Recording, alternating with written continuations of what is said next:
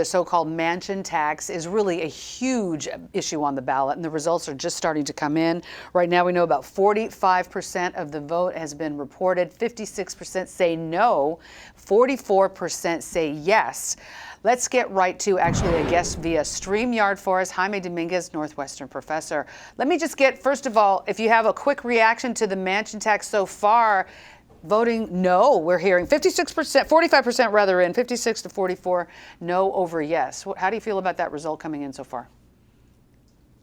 I'm not surprised. I expect the vote to be actually very, very close. There's people, given the economic state of our country and particularly cities, the idea of taxing people more doesn't bode well. But at the same time, Mayor Johnson did run on a progressive platform, and part of it was trying to raise money for cities' efforts to address issues such as homelessness. So you basically have, the progressive wing of Chicago voters who want to see the city actually do something about, for example, homeless people. And the way that you're actually going to do that is by raising taxes. And so flip side of that is that you also have that tax can actually hurt even working class people, young people who perhaps aren't homeowners, are in a position to be homeowners, but are renting. And so if they're renting from a building that may have 3 or 4 units and it costs more than $1 million, the cost is going to be passed on to them. So it's kind of a double-edged sword. So we'll see how this plays out. Where are we on that right now? 81% reporting, 54% of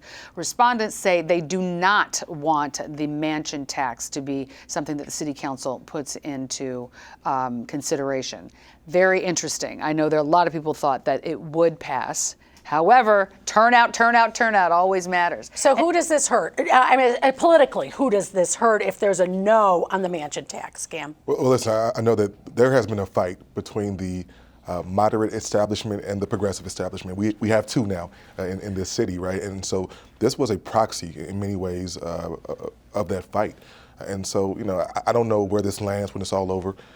It's very hard to put a ballot referendum about taxes, no matter what it's saying. People are going to often vote no for taxes. We had the same issue with the fair tax in 2020. And so that's an issue. What also is true about Bring Chicago Home is that people were confused about whether or not it was on the ballot. Mm-hmm. If it was on the ballot, whether or not it was going to count. There was a lot of confusion for these last couple of weeks, and I think that may have played into this. If it had been a yes, however, if it ended up being a yes, this would have been considered a win for Brandon Johnson. So we have to think the converse is also true. I'm going to tell you, honestly, a lot of people who I have listened to, spoken to on the radio and in the communities were really highly upset that the referendum that they really wanted on the ballot did not make it and didn't get a full hearing. And that's the one about whether or not we should continue to commit money towards sanctuary city and immigrants and that type of thing. And there are a lot of people like, you're not getting this, we didn't get that. And I don't know what that translates into, but I know that I think you would have even seen probably higher turnout if that had made it onto the ballot. There was a lot more education on this issue. I have to say, referendum, sometimes you ignore it. Yeah. We were told don't ignore it, say yes or say no. It was very complicated at the end of the ballot to read it.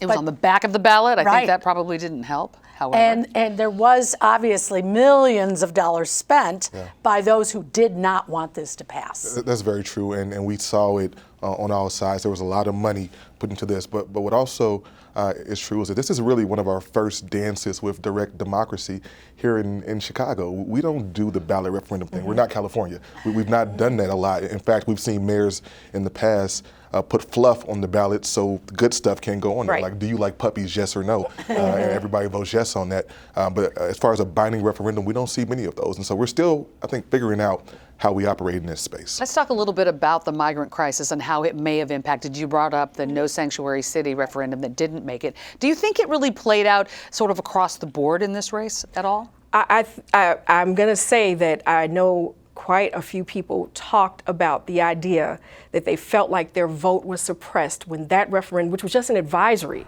it wasn't binding, but when that did not get a full hearing, when they used kind of parliamentary procedure to just block even having a vote on it in city council, that left a bad taste in a lot of people's mouths. It wasn't to end sanctuary city status, but it was to decide whether there should be a cap on how much money should go toward that. A lot of communities, especially African American communities, are the #1 communities where the migrants are. That doesn't seem to be changing anytime in the near future. These neighborhoods are changing a lot because of this. And there's not a lot of discussion about what is going to happen with African Americans in these communities, or where people are living, how this is happening. We talk about crime a lot.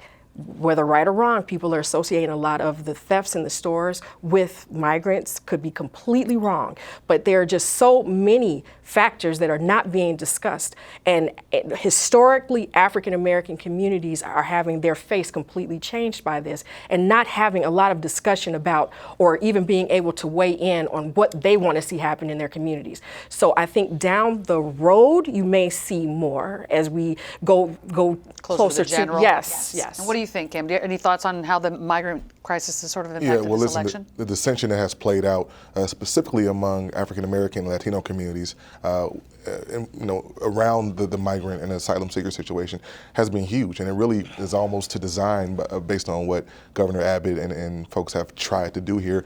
We are all over the place, and it's chaotic in many ways. And so it absolutely played out in this primary. It will play out again in November. It will be a part of the narrative when the convention comes here in August. And so it's something we got to wrap our hands around. And perhaps that did impact then this Bring Home Chicago vote, that folks thought, hey, wait a second, how much money are the feds already giving? And are we really going to give even more? Well, in politics, nothing happens in a silo, right? Everything is connected some way, shape, or form. And so I do think that there were probably some points of connectivity there for sure. And also, how about the idea that the one message that came across very strongly for people who wanted you to vote no was, you don't know where this money is going. Look at what happened with the migrants. You don't know exactly how it's going to be spent. Interesting. All right, joining us now, State Senator Sue Rezin. She is the Deputy Minority Leader. She is joining us from the suburbs. And we want to know, Sue, how about, did the migrant crisis impact you where you are? Well, it certainly did. I mean, many of the communities in the suburbs, and I'm actually outside of the suburbs, are concerned about whether they were going to have busloads of migrants dropped off in their community without any ability to be prepared for this. I mean, it's no secret that we've seen what has transpired in Chicago, that Chicago did not have a plan in place to house the migrants and to what to do with the busloads that did come in. So, and the federal government has not stepped up to help with funding for this. So unfortunately, the state needs to, or is, according to the governor, will be helping to fund the cost of the migrants who have come into the city, which will cost over $1 billion.